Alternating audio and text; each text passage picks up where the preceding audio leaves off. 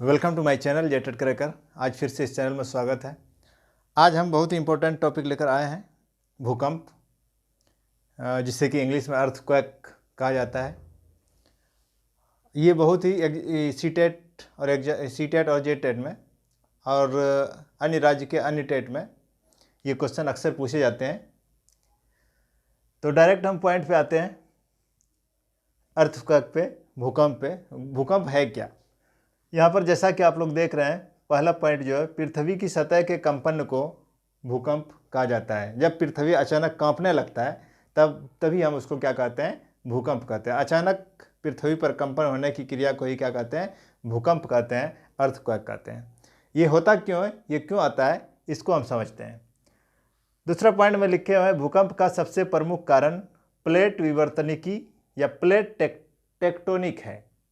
ये important question है कि भूकंप क्यों आता है, इसका मुख्य कारण क्या है। कारण तो और भी छोटा छोटा है, लेकिन सबसे प्रमुख कारण जो है प्लेट टेक्टोनिक है, प्लेट विवर्तनिकी है। प्लेट टेक्टोनिक या प्लेट विवर्तनिकी में होता क्या है, प्लेट जो होता है वो पृथ्वी के अंदर, नीचे पृथ्वी के अंदर भाग में एक प्लेट है। वो प्लेट क्या होता है, धीरे धीरे गति करती है। वो गति के कारण ही क्या होता है? भूकंप होता है। जैसा कि यहाँ पर आप देख रहे हैं कि ये प्लेट है, एक प्लेट और ये दूसरा प्लेट है, दोनों थोड़ा सा सटा हुआ है। और ये प्लेट जो है नीचे की दिशा में गति करती है और ये प्लेट ऊपर की दिशा में गति करती है। जब घर्षण जब होता है इसमें, इसके बीच में, तभी क्या होता है? भूकंप होता है। तो इस तरह जो गति करेगा उसको क्या कहते हैं? रूपांतर गति कहते हैं। क्या कहते हैं? रूपांतर गति है, प्लेट विवर्तनी या प्लेट टेक्टोनिक कहते हैं। इसके कारण से भूकंप आते हैं। उसके बाद दूसरा है, अगर प्लेट इधर से गति करेगा, एक इधर जाएगा दूसरा इधर जाएगा, मतलब प्लेट बीच में अगर टूटेगा तो उसको कहते हैं अवसारी गति, और उस कारण से क्या आएगा? ज्वालामुखी आएगा। तीसरा जो है, जब एक प्लेट दूसरे प्लेट पर चढ़ जाएगा तो वहाँ पर किसका निर्माण होगा? पर्वत का निर्माण होगा। आज हम लोग जहाँ पर हिमालय पर्वत को देख रहे हैं, वहाँ कई सालों पहले वहाँ पर क्या था? समुद्र था। लेकिन ये अभिसारी गति के कारण, प्लेट एक प्लेट का दूसरे प्लेट के ऊपर चढ़ जाने के कारण वहाँ क्या बन गया है? हिमालय पर्वत का रूप हो गया है, जिसे आज हम लोग हिमालय पर्वतमाला के नाम से जानते हैं। तो भूकंप का सबसे इंपॉर्टेंट कारण क्या है? प्लेट विवर्तनिकी या प्लेट टेक्टोनिक, प्लेटों की गति, प्लेटों की धीमी गति से क्या होता है? भूकंप होता है। यहाँ तक क्लियर? आगे चलते हैं हम लोग। उद्गम केंद्र। अब इसको देखिए आप, ये पृथ्वी की संरचना है, इसको हम समझाने के लिए इस तरह से बनाए हैं। इसका जो इसका पृथ्वी का चैप्टर बहुत लंबा है, इसलिए मैं शॉर्टकट में जा रहा हूँ। जो कि इंपॉर्टेंट जहाँ से प्रश्न और पूछे जाते हैं उसको हम कवर करने जा रहा हूँ। तो यहाँ पर पृथ्वी के अंदर जो परत है, 3 परत है। कितने परत है? 3 परत है। सबसे भूपर्पटी, उसके बाद मेंटल, उसके बाद करोड या कोर कहते हैं।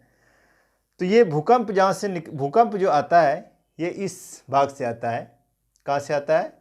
मेंटल से आता है।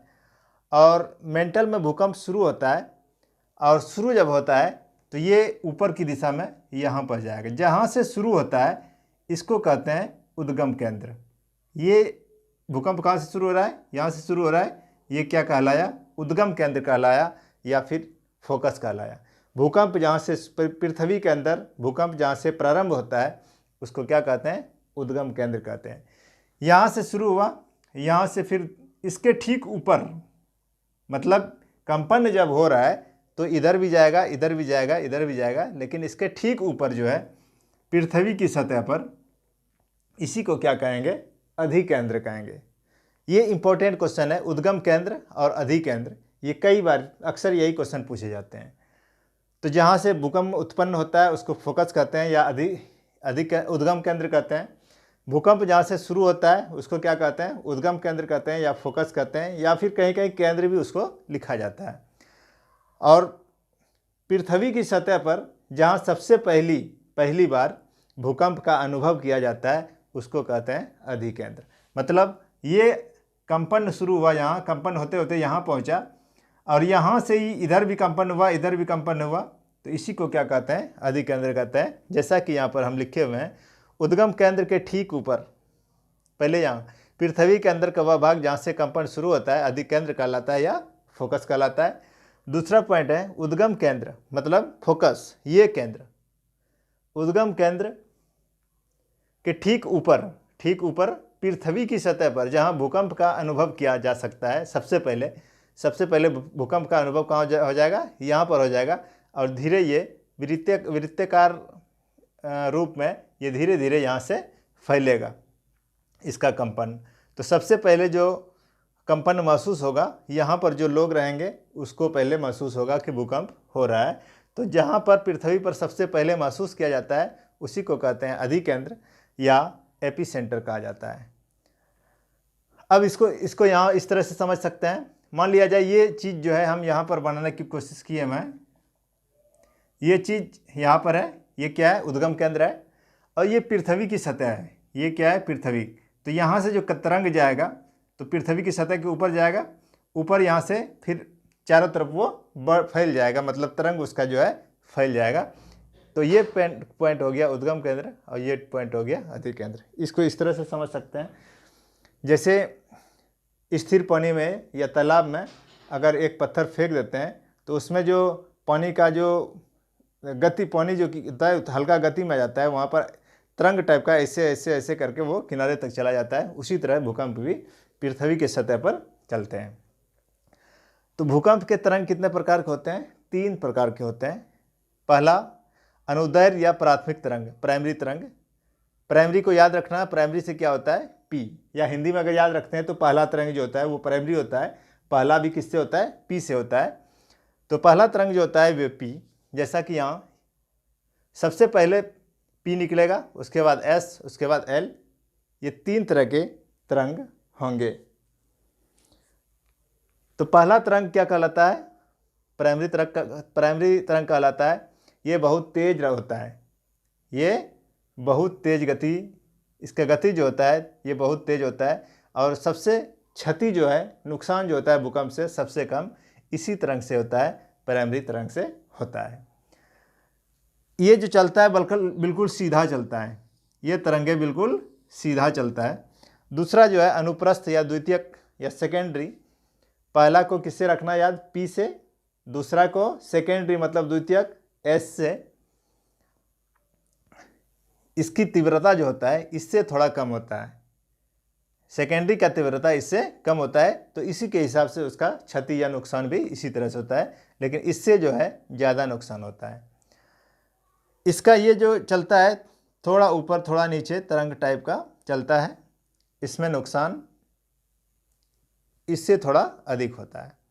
तीसरा जो है धरातलीय तरंग, जो कि धरातलीय तरंग इसलिए कहा जाता है इसको क्योंकि ये धरातल पर फैलता है, इसीलिए इसको धरातलीय तरंग कहते हैं। एल इसको कहा जाता है क्योंकि लव एक साइंटिस्ट था, उन्होंने इस तरंग का खोज किया था, तो लव वेव्स भी इसे कहा जाता है। इसकी तीव्रता सबसे कम होती है लेकिन नुकसान सबसे ज़्यादा होता है। इसको इस तरह से समझ सकते हैं, अगर शीशा वाला खिड़की में अगर गोली मारा जाएगा तो वो छेद करके बाहर निकल जाएंगे, लेकिन अगर उसी खिड़की में पत्थर से मारा जाएगा तो वो शीशा क्या हो जाएगा? चूर चूर हो जाएगा। इसका मुख्य कारण क्या है? क्योंकि उसका स्पीड, पत्थर का स्पीड जो है गोली की अपेक्षा कम है। मतलब भूकंप में जिस तरंग का तीव्रता गति कम होगा उसमें क्षति ज़्यादा होगा, और जिस तरंग का तीव्रता ज़्यादा होगा उसमें क्षति कम होगा। तो सबसे कम तीव्रता जो होता है किसका कम होता है? एल का होता है, और नुकसान इसीलिए धरातल पर सबसे ज़्यादा नुकसान जो होता है वो इसी तरंग से होता है। अगला बहुत ही इंपॉर्टेंट पॉइंट, इससे ये तीनों एकदम याद रखना है, ये तरंग याद रखना है, इसको भी याद रखना है। सिस्मोलॉजी, जिस विज्ञान में भूकंप का अध्ययन किया जाता है उसको क्या कहते हैं? सिस्मोलॉजी।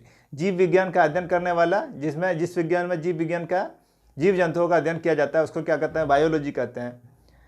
और सिस्मोलॉजी भूकंप का अध्ययन करते हैं तो उसको सिस्मोलॉजी कहते हैं। इस तरह से याद रखते हैं, भूकंप के अध्ययन करने वाले विज्ञान को ही क्या कहते हैं? सिस्मोलॉजी कहते हैं। और सिस्मोग्राफ, भूकंप की तीव्रता मापने वाला यंत्र, जिस यंत्र द्वारा जो भी साधन है वो तीव्रता जो है, जिससे तीव्रता मापा जाता है उसको क्या कहते हैं, सिस्मोग्राफ कहते हैं।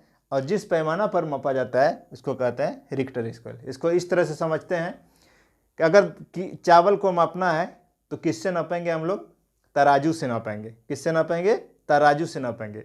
लेकिन अगर हम कहेंगे कितना चावल हुआ, वहाँ पर ये नहीं बताया जाएगा कि 10 तराजू चावल हुआ, बल्कि यहाँ पर ये बताया जाएगा कि 10 केजी चावल हुआ। कहने का अर्थ ये है कि चावल को नापने वाला यंत्र जो है वो तराजू है। और किस में नापा जाता है, उसका पैमाना क्या है, पैमाना क्या है, किलोग्राम पैमाना है। उसी तरह से ये तराजू का तराजू मतलब यहाँ पर अगर बात करेंगे हम, तराजू मतलब हो जाएगा सिस्मोग्राफ और किलोग्राम का अर्थ हो जाएगा रिक्टर स्केल।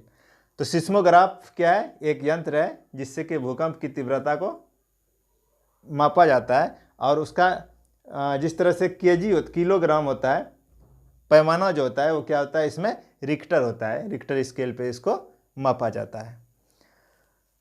एक यहाँ पर हम लिखे हुए हैं छोटा सा, प्रशांत महासागर के चारों ओर के क्षेत्र को अग्नि मेखला कहा जाता है। प्रशांत महासागर के चारों तरफ जो है वहाँ पर अक्सर ज्वालामुखी निकलते रहते हैं, भूकंप आते रहते हैं, इसलिए उसको क्या कहा जाता है, अग्नि मेखला या रिंग फायर कहा जाता है। विश्व में सबसे अधिक भूकंप जो आता है वो कहाँ पर आता है, जापान में आता है। विश्व में सबसे अधिक भूकंप किस देश में आता है, जापान में आता है। भारत में हिमालय का प्रदेश, हिमालय क्षेत्र में जो राज्य पड़ रहे हैं, जम्मू कश्मीर हो गया, उत्तराखंड हो गया, ये सब हिमालय प्रदेश एवं गंगा का मैदानी क्षेत्र क्या है, भूकंप प्रभावित क्षेत्र है। और सबसे भूकंप जो है सबसे अधिक कहाँ पर आएगा, ये प्लेट जो है, 2 प्लेट, अगर कोई देश इस प्लेट के किनारे स्थित रहेगा और जब ये प्लेट गति करेगी तो वहाँ पर भूकंप, उस देश में भूकंप ज़्यादा आएगा। तो मैं आशा करता हूँ कि आप लोगों को ये वीडियो अच्छा लगा होगा। मेरे चैनल को ज़्यादा से ज़्यादा शेयर कीजिए और जो लोग मेरे चैनल पर नए आए वो सब्सक्राइब ज़रूर करें। और मेरा सभी वीडियो देखने के लिए आप लोग प्लेलिस्ट में जाके वहाँ पर EVS का जितना भी सिलेबस है उस सारा सिलेबस को कवर करते हुए मैंने वीडियो डाला है। उस सारे वीडियो को देखिए। मैं पूरा विश्वास के साथ कहता हूँ कि इसी से आपका CTET का EVS तैयार हो जाएगा और एग्ज़ाम में आप लोग अच्छे कर पाएंगे। तो आज की क्लास हम यहीं पर समाप्त करते हैं। जब तक के लिए अनुमति दीजिए, अगले दिन मैं फिर एक नए टॉपिक के साथ आऊँगा। धन्यवाद।